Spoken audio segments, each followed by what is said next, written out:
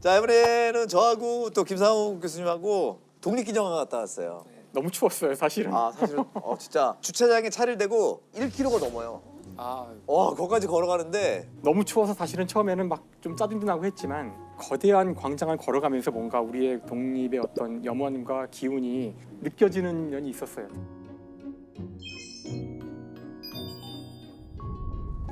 여기 생각보다 되게 크네요. 광활하다. 여기 위세가 느껴지죠. 와, 역시 독립의 길은 멀고도 험한 거였어요. 오지 말라는데 바람이 독립만 그냥 가래도 돼. 이게 우리 국민들의 정의식을 보여주는. 특히나 이 좌우로 이렇게 태극기가 진짜 태극기가 엄청나게 많았어. 수십 개, 한 100여 개 가까이가 양쪽에 이렇게 그게 좀 감동적이더라고요. 쫙 있고 멋있어요. 3.1운동 당시 저렇게 많았겠구나. 바람이 많이 불어서 막 휘날리니까 만세운동하는 느낌, 이제 그런 걸 막 보면서 그 거대한 공간이 사실 우리의 독립을 위한 고난을 정말 체험하는 느낌. 우리가 좀 치욕을 겪었던 그 시기를 많이 보고 왔죠, 저희가. 그렇죠. 예. 어떤 의미로는 독립운동을 하신 그 분들이 당시의 범죄자였죠. 어떤 의미로는. 실정법을 위반하신 거니까 당시에 일본이 만든 법을. 그 당시에 그분들이 어겼다는 법이 얼마나 합법적인지를 생각해봐야 한다고 생각했고, 조선이란 나라가 결국은 그 일본에게 병탄되었기 때문에 생긴 일이니까, 병탄, 여기서 탄자가 집어삼키다 뭐 그런 뜻이라고 하더라고요. 그러니까 이전 좀 느낌이 좀 완전히 다르네요. 결국 이 문제는 일본의 그 병탄이 합법적인가 아닌가의 문제로 가지 않을까. 근데 이제 그것에 대한 현재의 상황은 한일 기본협정이라는 건데, 어떤 문구가 있냐면 두 번째 조항인데요. 1910년에 한일 병탄과 그 이전에 대한제국과 일본 사이에 맺어진 모든 조약은 실상 무효다. 그것만 놓고 보면 병탄은 사실 무효인 거죠. 무효죠. 네. 이제 문제가 이제 법조문에 대한 해석이 하나로 나오지 않을 수 있잖아요. 이 조문에 문제가 생길 때에는 영문본을 가지고 해석한다는 그런 규정이 있대요. 그래서 영문본을 보면은 already, null and void. 그러니까 이미 무효다 이런 뜻이에요. 그러니까 여기서 이제 already라는 것이 이미 그 말 되게 묘한 게 이미인데 이제 한국에서는 완전히 원천 무효다. 시작부터 잘못된 거였다. 아예 그것부터 잘못된 거라고 해석을 하고, 일본에서는 그때는 합법이었으나 해방이 되었기 때문에 지금 상황에서 무효라고 봐야 된다고 해석한다는 거예요. 그 시점에서 일어난 일들은 다 합법이라고 볼 수도 있다는 뜻이죠. 우리는 다 불법이라고 볼 수도 있다는 뜻이고. 그러니까 이토 히로부미가 정말 중요한 사람이었던 건 맞아요. 일대 통감으로 왔으니 그런 저 사람을 안중근 의사가 죽였을 때 일본에서는 또 다른 시각으로 볼 수도 있죠. 범죄자가 안 되기 위해서는 아까 저 조약이 무효가 돼야 돼요.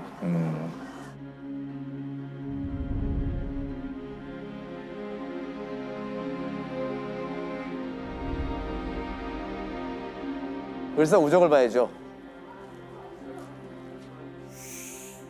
일본이 다 몰아놓고서 찍어라 이제 하는 거죠, 이거.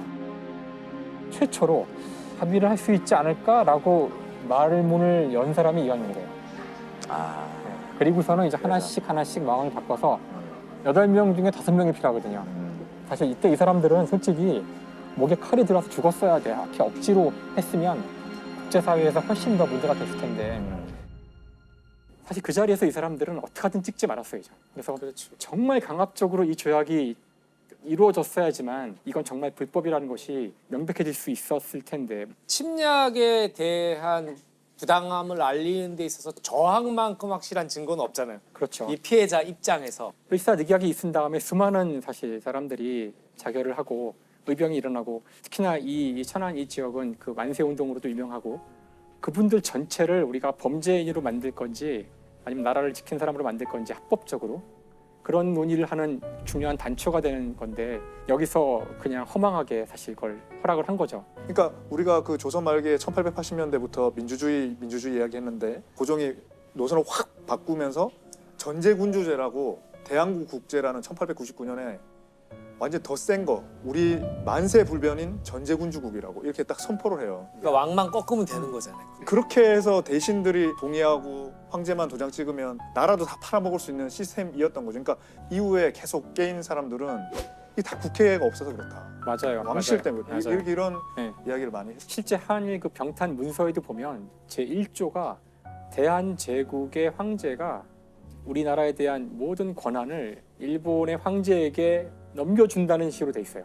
그 한 줄이 나라가 넘어가는데 필요한 모든 조건을 만족하는 거야. 이미 일본은 1904년부터 군대가 서울에 진주에 있었어요. 그러니까 이미 왕이 모든 걸 포기하게 되는 수순을.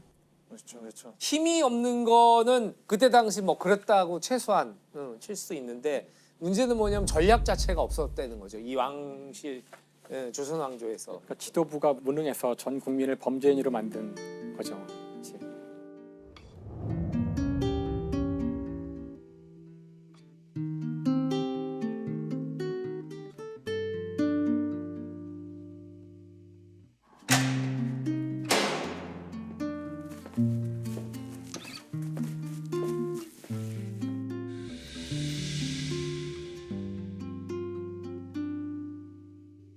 김인년 3월 1일 무슨 일이 벌어졌나요?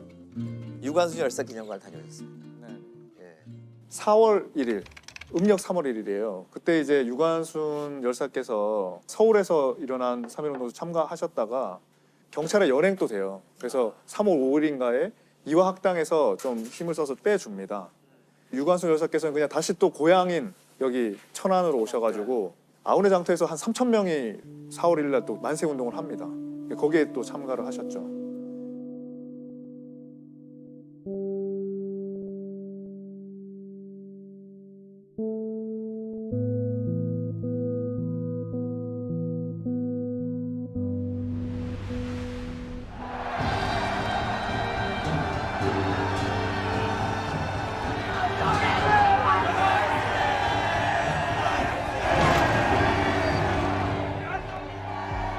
위험합니다.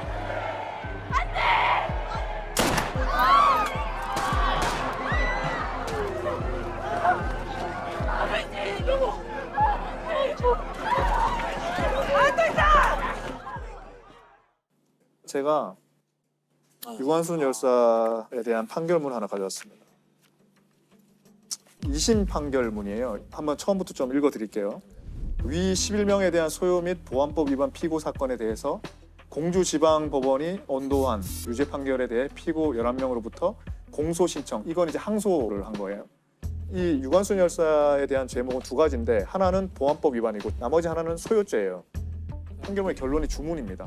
피고 유관순 등은 각 징역 3년에 처하고 원래 1심에서 5년형을 받았는데 네. 이제 3년형으로 감형을 네. 겁니다. 그래서 압수 물건 가운데 령 제1호 구 한국기 한 깃발은 이를 몰수하고 1호라는 거는 이제 압수 물건이 제일 중요한 건데 유관순 열사가 직접 만든 거라서 몰수합니다. 몰수는 범죄에 제공한 물건을 몰수하는 거거든요.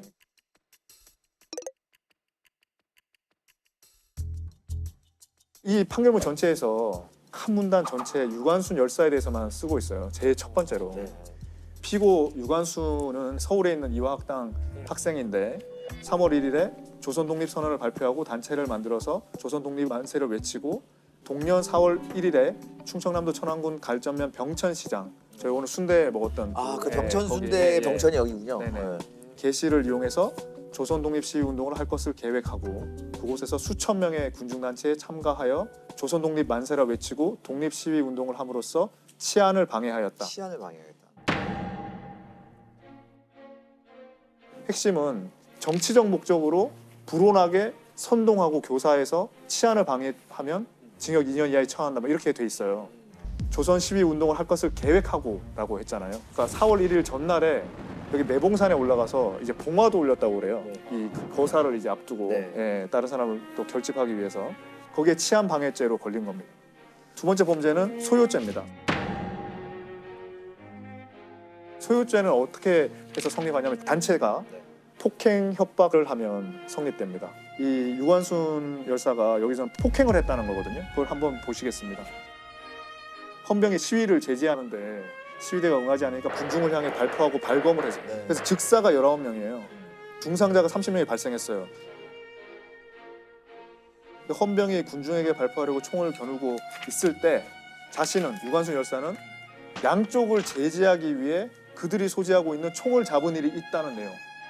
그 총을 막 쏘는데 사람 막 죽어나가는데 유관순 열사 그 어린 분이 나가서 총을 잡은 거예요. 예. 그 중에 피고인 유관순의 아버지인 유중권 어른이 피해자의 한 명이 된 거예요. 아버지가 총에 맞아서 돌아가신 거예요. 그 자리에서. 그러니까 다른 군중이 피해자를 둘러매고 유관순의 아버지를 둘러매고 헌병 주재소로 몰려간 거예요. 폭행 또는 협박을 하여 기세를 조성하며 군중은 소요를 하였다. 이렇게 돼 있어요.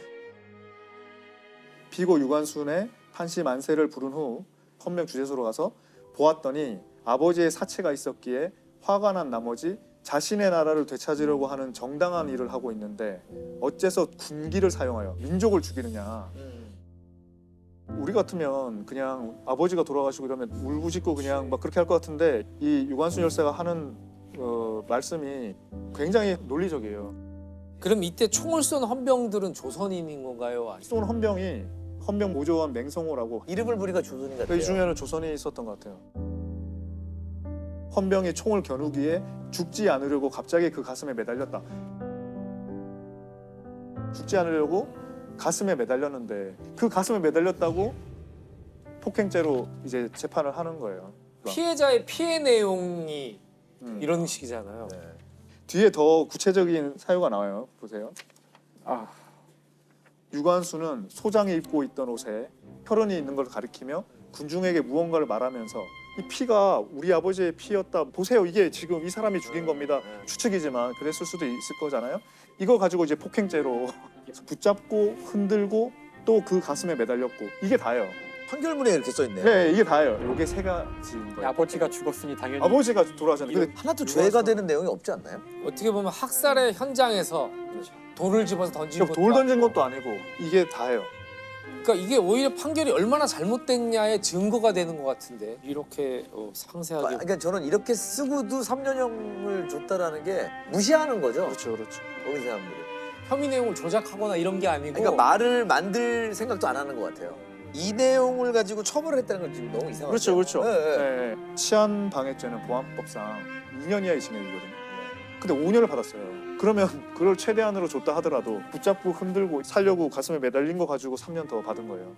판결문 자체와 양형이 말이 안 되는. 참 얼마나 많은 사람들이 이렇게 억울하게 당했어요. 말도 안 되는 재판 속에서 그러니까 이게 일본인 검사가 공소를 제기해서 일본인이 판결한 거잖아요. 뭐 우리한테 유리하게 안 썼을 거잖아요. 斎藤総督の配慮で減刑となった。お前も半分に減刑されるだろう。 난 여기 들어올 때부터 죄수가 아니라고 했다. 그러니 은혜니 배려니 가명이 나하고는 하등 관련이 없다.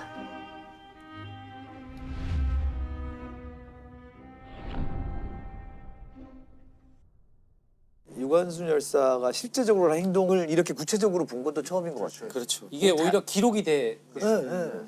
근데 이것만 봐도 사실 유관순 열사는 하여튼 그냥 보통 분은 아니고 그냥 3.1 운동으로 이제 옥고를 치렀잖아요. 그러니까 20년 3월 1일이 됐어요. 1년이 지났어요. 감옥에서 만세 운동을 해요. 그 서대문 형무소에 갇혀서 만세를 부르는데 그 이웃들도 다 들려서 같이 만세를 불렀다는 거예요.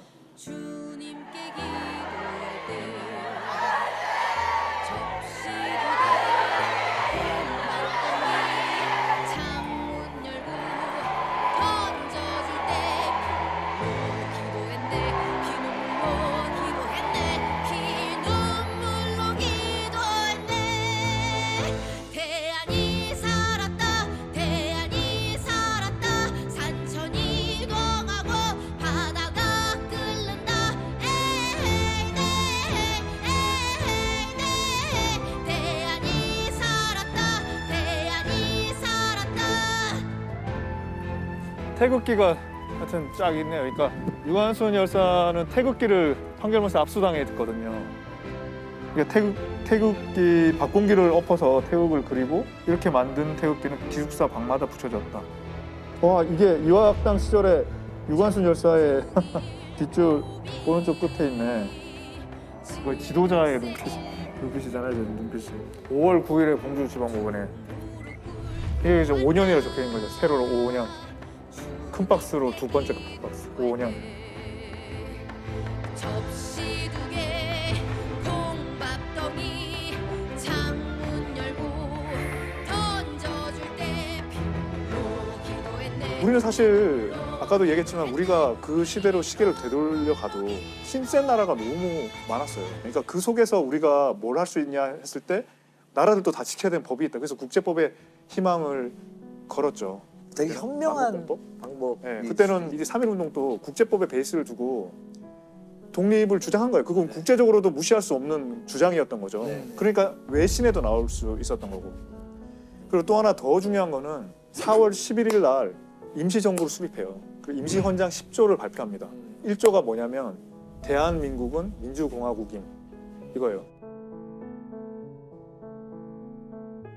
지금도 우리 1조가 헌법 1조가 대한민국 민주공화국이다거든요. 3.1 운동을 하면서 이 200만의 이 국민들이 온 팔도에서 일어나서 이게 내 나라를 돌려달라 하면서 이 나라가 내 거라는 체험을 하게 된 거죠. 그 바탕으로 입헌 군주국 하는 것도 목표였던 그 나라가 그것도 안 됐던 나라가 갑자기 민주공화국을 만든 거예요. 혁명이네요. 그러니까 이게 단순히 한 거가 아니었던 거죠. 정말 민족의 저력인 게 나라 뺏기고 9년 만에 한 거잖아요. 근데 대신 그때 나라가 없었던 거죠. 물론 나라는 없었죠. 사실 민주공화국이란 목표가 생기면 이제 나라를 되찾아야 될 이유가 생기는 거죠. 3.1 운동은 민주화라도 굉장히 관련이 있는 거예요. 그냥 항일 운동 정도가 아니라. 그러니까. 하지만 이런 엄청난 저도 희생을 많이 알았네요 오늘. 네. 희생을 치러야